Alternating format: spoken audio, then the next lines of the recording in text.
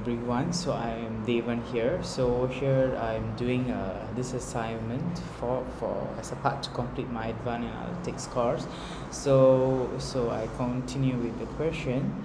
So here's the questions that here's the question. So here has given 3 data sets A, B and 3. Each of it is consists of 10 data sets. So altogether we have 30. So I would like to start with question, so which is A. So A, it asks the question requirement is to predict C based on the data sets of A. So it asks to, and the second question is asked to predict independent value of A when it's 33. So here it's just before I start anything, so I would like to state that to identify the key, as the question did not give any other key points, it stated that A is independent, so automatically we know that so the other component, which is C, is dependent for this question. So since they only given 2, it is considered as a simple linear regression, which means they only have one dependent and one independent variables. So in that case, we usually can start to plot the graph first. So very important thing that this is what I follow to make easier for later part of calculations. So always put your data but followed dependent followed by independent variable, so it will be easier for you. So as the question state, right, so A is independent, so we know automatically C is our dependent, so I write it down here, which is C is our dependent variable, and A is our independent, right, independent variables, right. So it will be easier for us to do the calculation later part. That's why I'm writing down. So always put in a way of dependent followed by independent variable. So before I start with anything else, so I would like to make a plot of this to identify it. So here, sorry, so it's just that, sorry.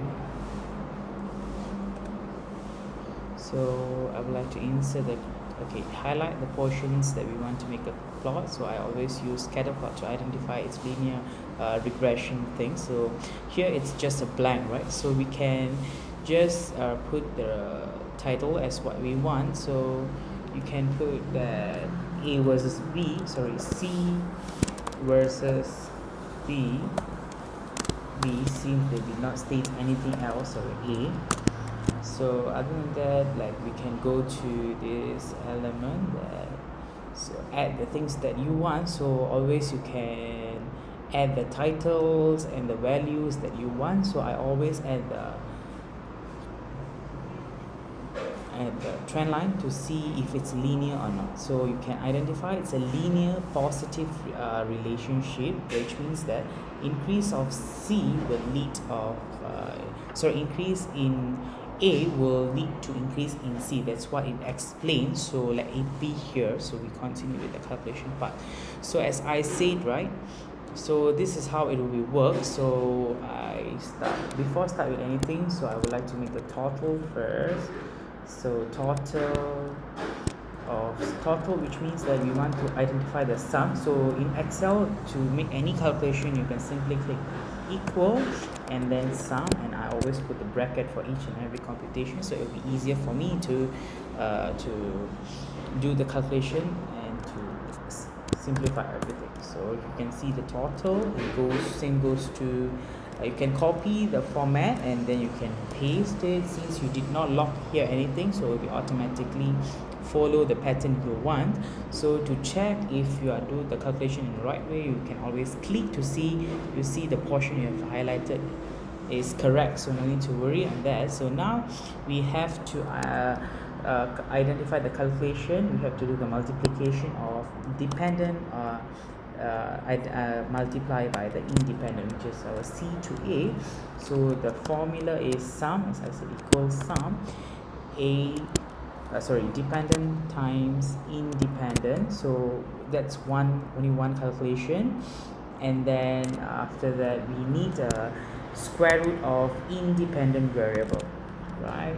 So independent variable, sorry, not square root, it's square, so which is same as well. So sum, open the bracket of independent variable, close the bracket, arrow 2, so which is for square. So once we are done, right, so we can highlight the portions we want and copy, so you can drag down until to the point you want, so paste it, so you will get the value.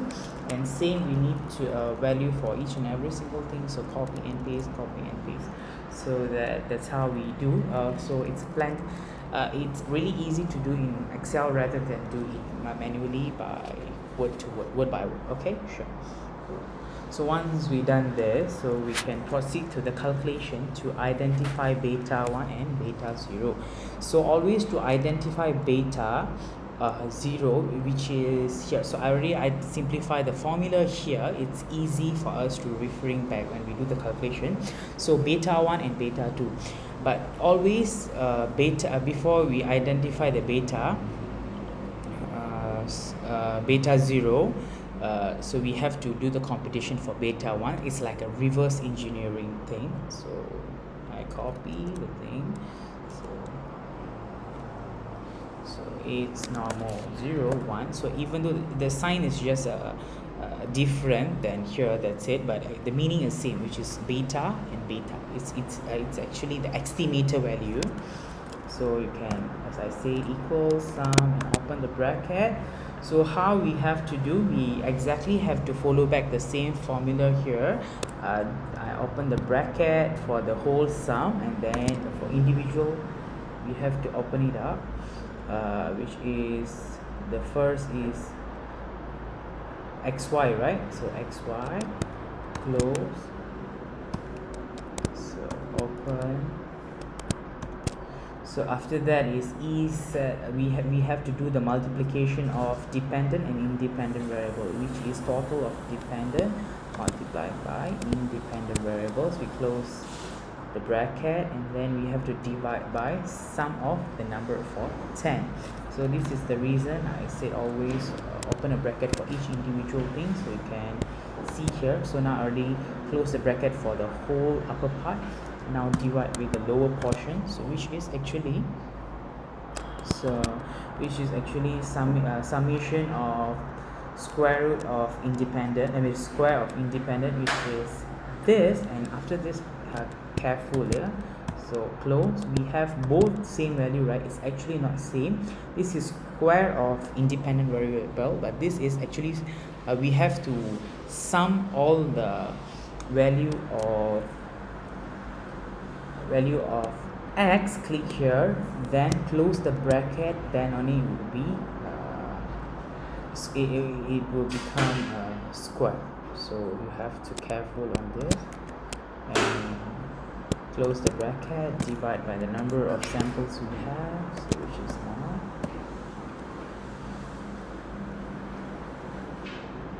So check one more time, yeah, so if everything is right. So something is different, as you can see that the beta 1 shows it's actually a negative sign, but based on the plot, it shows a positive as it's an upward trend. So I think there will be something wrong. Let me check one more time, which is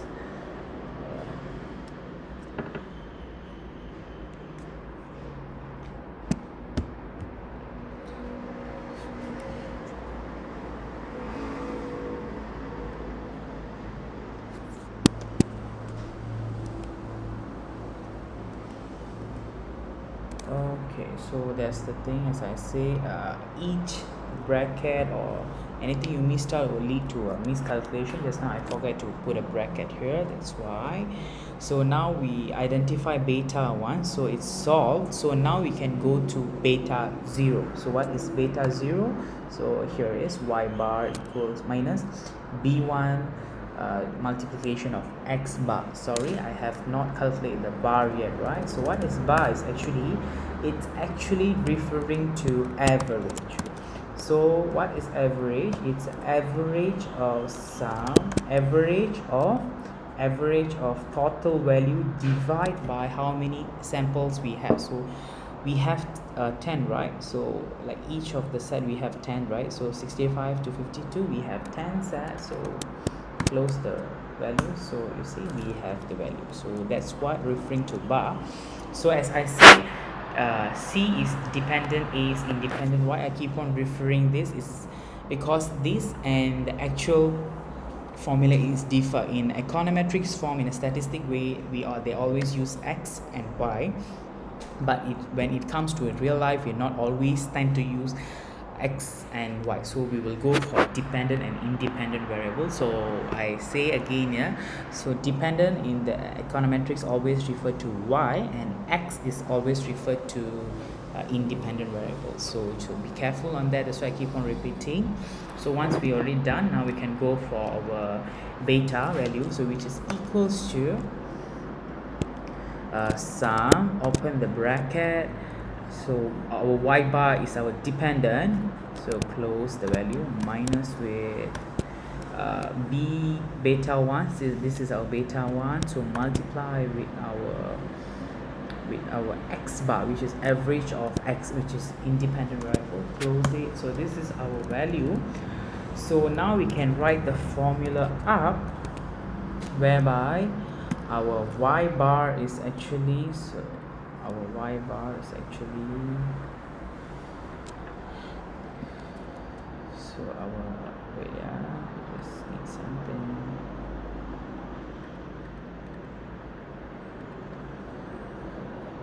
Our y,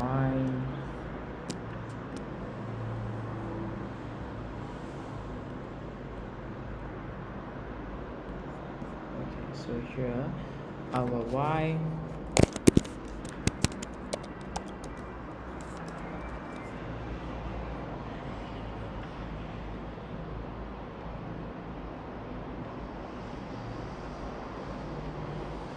so our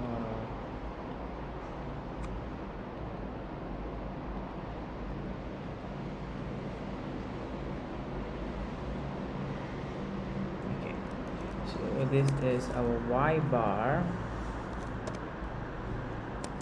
equals to beta 0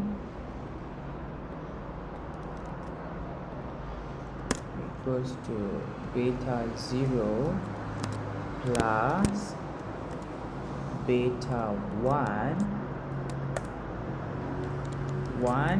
multiply with x 1. So this is this should be our value for, right? So this is our actual estimator. So but since in this question we did not use any of x or y, so I modified as we want, which is this will be C, right? Dependent. So this will be the beta 0 will be remain as C, and this will be changed to A, which is, so this is how we write it down. And now it's time to since we already have, so now we have to put all the values in. So what is our y cap? So our y cap just now was, okay, now we have to, before I do this, we have to do the calculation. So y cap is when beta 0, what is the beta value just now? It's 32.080. And what is our beta 1 value? Beta 1 is actually 0.555. So I check 3 decimal place. Though this will be our estimation value. So to identify our which is C, so we to identify the value of C, we just have to put the value of A, so we can identify the estimations for the C. So in this question it asks what will be the prediction when A is 33. So it's pretty simple that we have to do, so I put here. So here they are they are referring what will be this value, value of C, estimation of C, when A is 33. So now we don't have the value of 33A, right? So we just simply put 33 here, sorry, 33 here. So the answer will be here. So to, as I said, you can use solver, sorry. Okay, now it's time to use the solver back, which is 32. Click this, as it's already here, plus with our value of beta 1 and multiply by 33. So this will be our, sorry, I forgot to put the sum.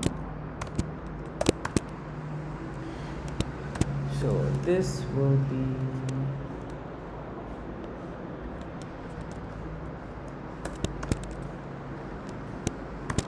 this will be our value for,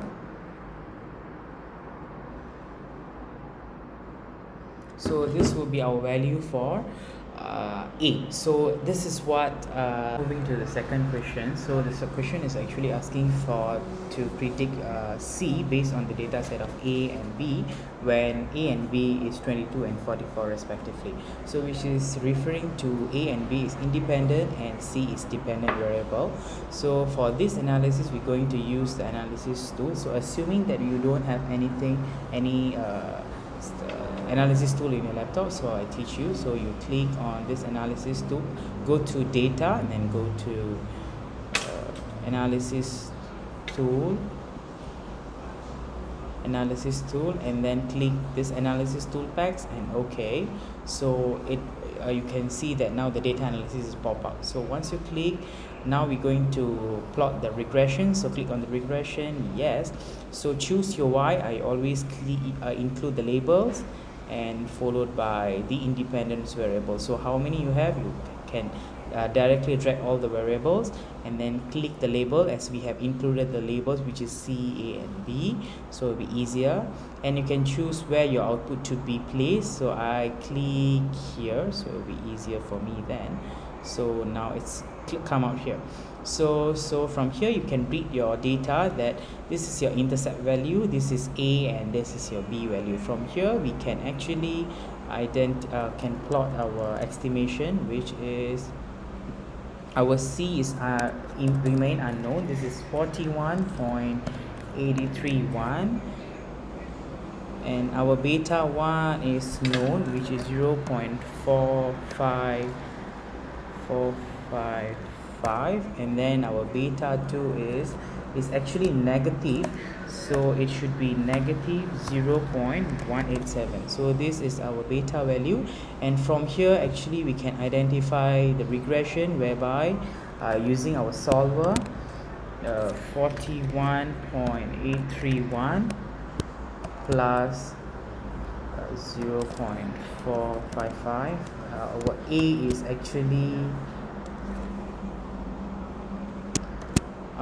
is actually 22 plus